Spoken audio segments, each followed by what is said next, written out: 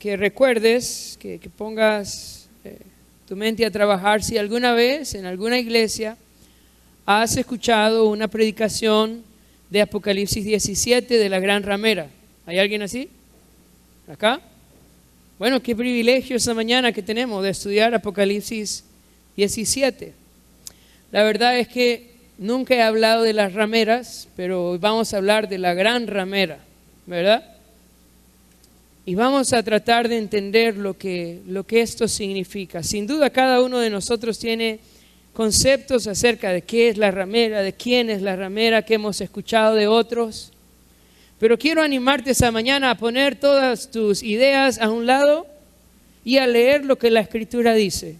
Y en base a la Escritura ir tomando las deducciones que tú necesitas para identificar de quién se trata esa gran ramera. Así que vamos a ir a Apocalipsis capítulo 17 y vamos a ver la descripción que nos da este pasaje acerca de este personaje.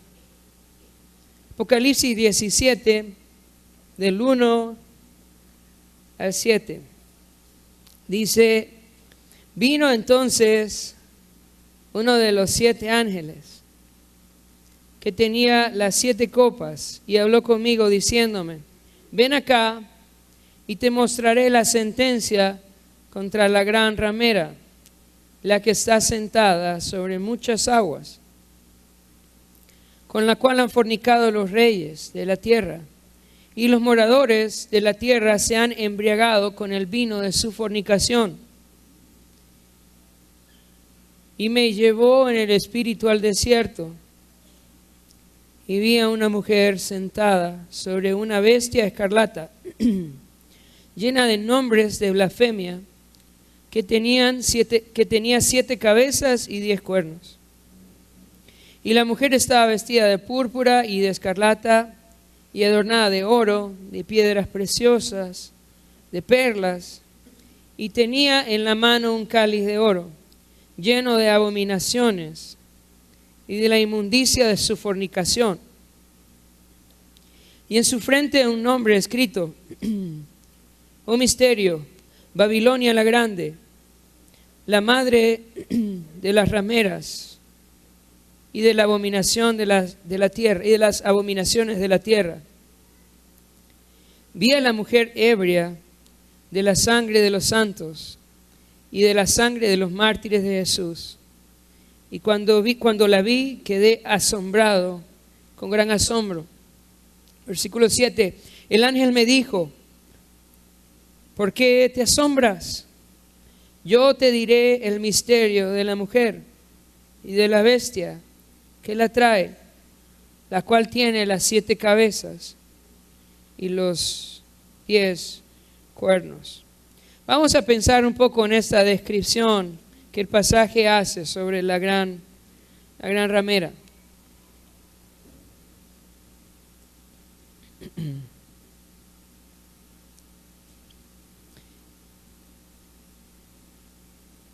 En el versículo 1 dice que la gran ramera está sentada sobre muchas aguas. ¿Qué significa sentarse sobre muchas aguas? Gracias a Dios, en el versículo 15 del mismo pasaje nos lo aclara. Dice el versículo 15: me dijo también: las aguas que has visto donde la ramera se sienta son pueblos, muchedumbres, naciones y lenguas. Entonces, esta ramera que aparece acá, primeramente la describe Juan aquí en el Apocalipsis como sentada sobre muchas aguas que representan las naciones de la tierra. Esta ramera es un sistema religioso, político, económico, que gobierna al final de los tiempos sobre las naciones. Es algo muy, muy poderoso y muy extenso. No es algo en un sector del mundo, es algo a nivel multinacional, ¿verdad? A nivel transnacional. Está en todo el mundo, sentada sobre las naciones de la tierra. Esa es su primera característica. Vamos a ir al versículo 2. Con la cual han fornicado los reyes de la tierra. y los moradores de la tierra se han embriagado con el vino de su fornicación. Otra de sus características es que es una religión que se ha unido con los reyes, con los poderosos de la tierra. La idea es que ha fortalecido una alianza con ellos, ¿verdad? Ha fortalecido sus brazos, ha sido parte de ellos. Y ellos la han cuidado, la han enriquecido, le han dado privilegios, porque se ha hecho parte con ellos, ¿verdad? Con los reyes de la tierra, con los gobiernos. Y bueno, este es un mensaje para nosotros también. Porque toda iglesia que se une con los reyes, con los gobiernos de la tierra, es una ramera, ¿verdad? La iglesia debe ser fiel ¿a quién? A Cristo. Y debe ser fiel al mensaje de Cristo Jesús.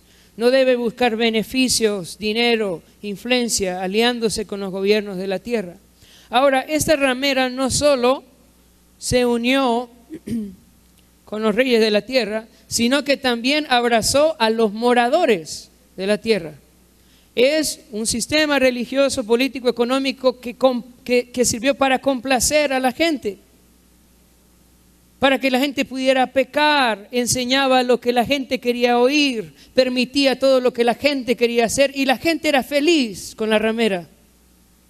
La ramera recibía de la gente su dinero y así se enriqueció también y abrazaba a todos. Estaba bien con los gobernantes y estaba bien también con los moradores de la tierra. Y cuando la iglesia también deja de apuntar hacia el pecado y llamar a las personas al arrepentimiento y a la obediencia a la fe, se convierte en una ramera también. Y yo quiero decirte que rameras hay muchas y que el Señor nos libre de ser una de ellas. Necesitamos ser fiel a Cristo y fiel al mensaje de Jesús. Vamos a seguir estudiando más sobre esta ramera.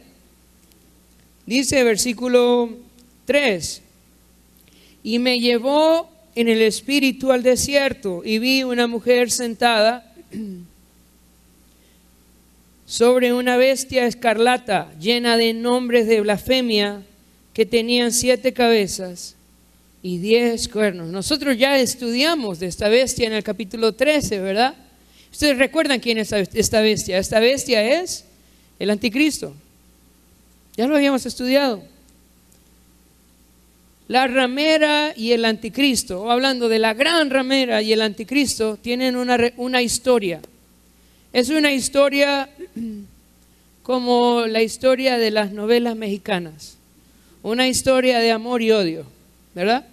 Al principio de la historia, la mujer monta la bestia. La bestia es parte de su sistema. La bestia es un ayudante más de la ramera. Así es como la bestia surge, así es como se hace famosa dentro de este sistema religioso, político, mundial. Ella está bajo las órdenes de la ramera al principio. Esta es la primera parte de la historia. La bestia en su historia tiene 2 partes y de eso vamos a hablar en los siguientes versículos porque el ángel describe un poco más acerca de la historia de la bestia. Al principio la ramera cabalga, monta a la bestia. Vamos a leer versículo 4. Dice, y la mujer estaba vestida de púrpura y escarlata y adornada de oro, de piedras preciosas, de perlas, y tenía en la mano un cáliz de oro lleno de abominaciones y de la inmundicia de su fornicación. Otra de las características de esta ramera es que es rica en extremo. Cuando la Biblia habla de púrpura, de escarlata, de oro, todo esto de perlas, está hablando de riqueza en extremo. Este sistema se vuelve un sistema rico en extremo, un sistema de deleite, un sistema de excesos. Así es la ramera. ¿Cómo llegó a tener tanto dinero? Bueno, se alió con los reyes de la tierra por un lado y por otro lado le dio a la gente lo que quería oír y la gente le dio su dinero. Y la ramera se hizo rica en extremo. también aquí nos da su nombre. Por un lado, en el versículo 4, por un lado es rica en extremo, pero también por otro lado está llena de inmundicia, llena de abominación, llena de idolatría. Tiene su riqueza, su belleza es externa, pero a la vez está llena de inmoralidad, de inmundicia. Versículo 5 nos da su nombre. Y en su frente un nombre escrito, un misterio, Babilonia la Grande, la madre de las rameras y de las abominaciones de la tierra. La Biblia nos dice que esta ramera tenía un nombre y su nombre era Babilonia la Grande. Mira, en la historia bíblica, han habido dos ciudades emblemáticas. Una que apunta hacia el Mesías y hacia su reino, y es la ciudad de Jerusalén. Usted estudia desde el principio y el Señor hizo un pacto, ¿verdad?, con su pueblo de morar en Jerusalén. Lea su Biblia, lo va a encontrar por todos lados. Dios tiene un plan para Jerusalén. Pero también, así como Jerusalén ha sido una ciudad emblemática en cuanto al reino de Dios, también ha habido otra ciudad desde el principio que ha sido un símbolo de abominación delante de Dios, de rebeldía, y es la ciudad de Babilonia. Si usted lee en Génesis, va a encontrar la historia de la Torre de Babel. Ahí comenzó Babilonia. Si sigue leyendo la Biblia, lea la Biblia, sigue leyendo la Biblia, va a encontrar también que cuando el pueblo de Israel fue llevado cautivo a la ciudad de Babilonia. Cuando estudiamos todos los dioses del Antiguo Testamento y usted busca el origen de esos dioses, normalmente están relacionados con Babilonia, salieron de ahí. Babilonia, al igual que Jerusalén, es una ciudad emblemática que apunta hacia la rebeldía y la desobediencia a Dios. Así que así se llama esa ramera, la gran ramera, se llama la Gran Babilonia. De pronto en su mente están pasando muchas ideas. Vamos a ver una más, 6. Versículo 6, dice una descripción más. Vi a la mujer ebria de la sangre de los santos y de la sangre de los mártires de Jesús. Y cuando la vi quedé asombrado, con gran asombro. Y el ángel me dijo, ¿por qué te asombras? Yo te diré el misterio de la mujer y de la bestia que la trae, la cual tiene las 7 cabezas y los 10 cuernos.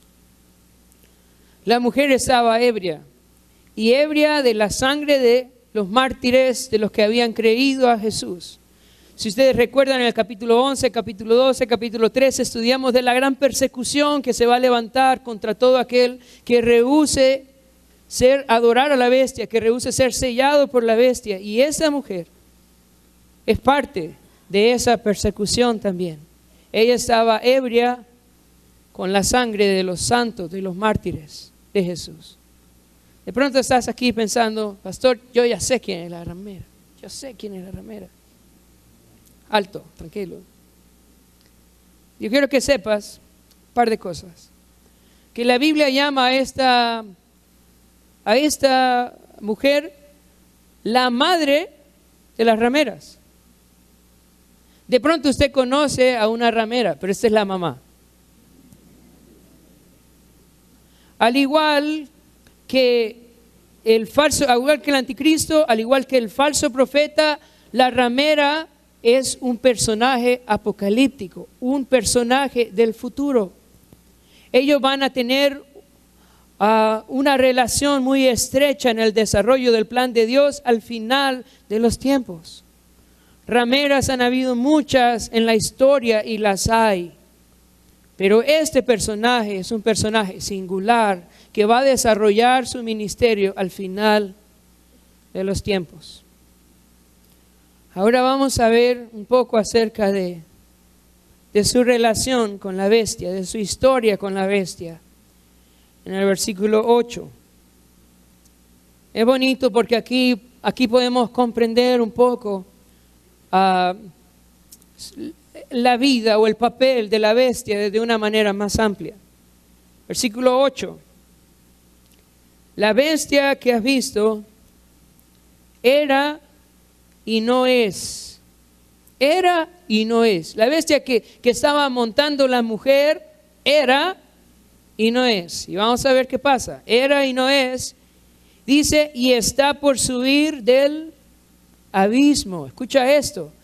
Esa bestia que era un instrumento de la ramera, era, pero ahora no es. Y dice, y está por subir del abismo. Estudiamos qué era el abismo. El lugar donde Dios había encerrado los demonios. Estaban encerrados en el abismo. Y dice acá que esta bestia que era, que no es, va a subir del abismo. Vamos a entender un poquito de esto más adelante. Dice, la bestia que ha visto era y no es, y está por subir del abismo e ir a la perdición. Y los moradores de la tierra, aquellos cuyos nombres no están escritos desde la fundación del mundo en el libro de la vida, se asombrarán viendo la bestia que era y no es y será. Si usted ve con cuidado, el ministerio de la bestia al final de los tiempos tiene 2 etapas. Eso también lo dice en Daniel, ¿verdad? Daniel capítulo 7. En este ministerio hay 2 etapas. Una primera etapa en donde la bestia es un político que une a las naciones con la promesa de paz. Ese es el primer sello, así comienza la tribulación. Pero la bestia es herida de muerte. Eso lo dice en Apocalipsis capítulo 13. Recibe una herida de muerte. Y la palabra herida de muerte significa degollar. Es una herida de la cual nadie se levanta. Las personas piensan que la bestia se murió o realmente se murió. Pero luego del abismo sale uno que va a tomar a la bestia y lo va a volver a la vida. Y esa es su segunda etapa. Esta bestia que se levanta en la segunda mitad de la tribulación es la primera, pero es diferente. Porque ahora está controlada por un espíritu del abismo. Y de eso es lo que está tratando de explicarnos acá Juan. Vamos a verlo porque lo repite en el pasaje. Vamos a pensar en las 7 cabezas que tenía la bestia. Dice, versículo 9. Esto para la mente que tenga sabiduría. Las 7 cabezas son 7 montes sobre los cuales se sienta la mujer. Y son 7 reyes. 5 de ellos han caído. Uno es, y el otro aún no ha venido. Y cuando venga es necesario que dure breve tiempo. Y la bestia que era y no es también el octavo, pon atención, y es de entre los 7 y va a la perdición. Es el octavo y es dentro de los 7. Forma de los 7, pero también fue el octavo. Entonces vamos a ver un poquito más despacio lo que está tratando de explicarnos Juan acá. En versículo 9 dice, vamos a ver el 10, dice, y son 7 reyes, 5 de ellos han caído y uno es. Vamos a pensar en esto. Si usted toma su Biblia, nuevamente, si usted toma su Biblia y estudia los reinos que han habido desde que Jerusalén existe, los reinos mundiales, va a encontrar estos 6 que aparecen acá. El reino en Egipto, Asiria, Babilonia, Persa, Grecia y Roma. Todos están mencionados de manera directa o de manera indirecta en la historia de Israel. Ahora Juan dice, 5 de ellos han caído.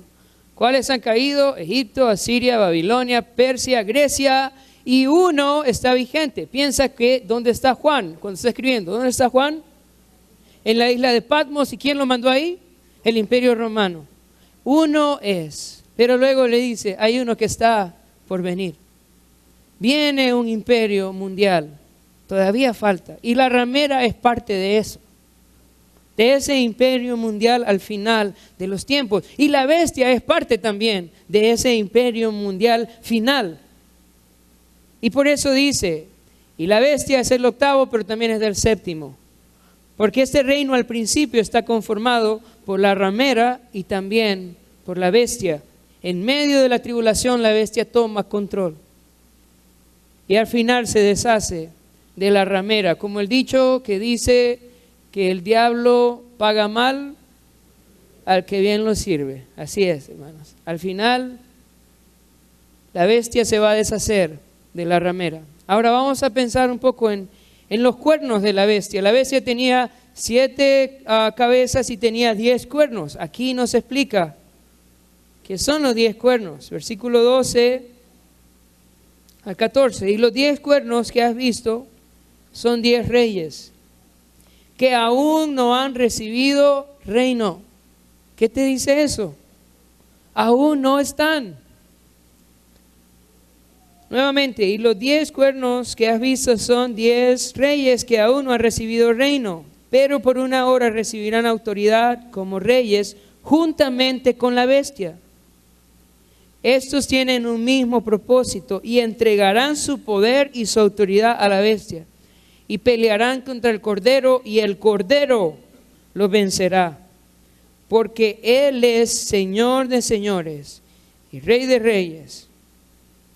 Y los que están con Él son llamados y elegidos y fieles. Entonces, los 10 cuernos son 10 reyes que aún no están, pero en el tiempo en que la bestia reciba su autoridad, ellos también van a recibir autoridad. Y van a entregar su autoridad y su poder y su lealtad a la bestia. Y ellos van a acompañar a la bestia para tratar de impedir que el Cordero regrese a establecer su reino. Por otro lado, más adelante vamos a ver cómo ellos mismos son instrumentos también de Dios para la destrucción de la ramera. Vamos a leer ahora el juicio a la ramera, del versículo 15 al versículo 18. ¿Cómo termina? Me dijo también, las aguas que has visto, donde la ramera se sienta, son pueblos, muchedumbres, naciones y lenguas. Y los 10 cuernos que vistes en la bestia, estos aborrecerán a la ramera y la dejarán desolada y desnuda y devorarán sus carnes y la quemarán con fuego. Porque Dios ha puesto en sus corazones el ejecutar lo que Él quiso, ponerse de acuerdo y dar su reino a la bestia, hasta que se cumplan las palabras de Dios. Y la mujer que has visto es la gran ciudad que reina sobre los reyes de la tierra. Entonces la bestia y los suyos al final traicionan a la ramera. Y no solo la traicionan, sino que la saquean, la destruyen y la queman. Ahora el instrumento que Dios usa en el versículo 17 son estos mismos reyes que apoyan a la bestia. Dice el versículo 17, porque Dios ha puesto en sus corazones el ejecutar lo que Él quiso. ¿Quién puso en estos reyes que apoyan a la bestia destruir a la ramera? ¿Quién puso en el corazón de estos reyes destruir a la ramera? ¿Quién? Fue Dios. ¿Y qué te dice eso? Que Dios es soberano y que Él hace lo que Él quiere. Y Él usa aún hasta los malos para cumplir sus propósitos. Él está sobre todo y Él va a usar a los 10 cuernos de la bestia para dar su merecido también a la ramera. Ahora hay otra parte que también quiero que meditemos en el 17. Dice, porque Dios ha puesto en sus corazones el ejecutar lo que Él quiso, ponerse de acuerdo y dar su reino a la bestia. Y pon cuidado en esto, dice, hasta que se cumplan las palabras de Dios. Yo quiero decirte que las palabras de Dios se van a cumplir. Cada una de ellas se va a cumplir en detalle. Cuando estaba estudiando recordaba el juicio que Dios decretó contra Jezabel. Eliseo le dijo a la reina: tus carnes se las van a comer los perros en el muro de Jezreel. Y cualquiera diría, esto tiene que ser alegórico, ¿verdad? Eso no puede ser literal. ¿Cómo los perros se van a comer a la reina? Pero años después llegó Jehú y dijo: tírenla. Y la tiraron de arriba del castillo y los perros se la comieron, porque la palabra de Dios se va a cumplir, cada una, con exactitud. Con exactitud, cada una se va a cumplir. En el versículo 18 dice: y la mujer que has visto es la gran ciudad que reina sobre los reyes de la tierra. Además de ser un sistema religioso, político, social, también es, ¿qué dice este pasaje? ¿Qué dice el 18? ¿Es una qué? Vamos, hermanos, vamos, ánimo, es una ciudad. Bueno, eso dice el texto, es una ciudad. Es una ciudad. Y sabes, en el pasaje dice también cómo se llama. Dice que se llama la Gran Babilonia. Y de pronto estamos pensando aquí, nada, pero Babilonia no existe. Así que tiene que ser alegórico. Mira, hace 70 años no existía Israel. ¿Y sabe qué hacía la gente? Decía, aquí dice Israel, pero no puede ser Israel porque Israel no existe. Así que tiene que tratarse de la iglesia. Cada vez que dice Israel, no es Israel, es la iglesia. Pero quiero decirte que hace 70 años se fundó Israel y ahora tenemos que corregir la escatología. Porque las palabras de Dios se cumplen detalle a detalle. Y no te asustes si en cualquier momento se empieza a construir una gran ciudad llamada la Gran Babilonia. Y que empiecen a vender paquetes turísticos y a invitar a la gente, ven a trabajar a la Gran Babilonia. Porque las palabras de Dios, escucha eso, se van a cumplir hasta el último detalle. Hay dos formas de ver la profecía. Una es verla de manera alegórica, pero yo quiero decirte que la interpretación alegórica es peligrosa porque el único límite de la alegoría es nuestra imaginación. La forma de interpretación más segura es la forma literal. Cuando yo leo la Biblia y creo lo que dice.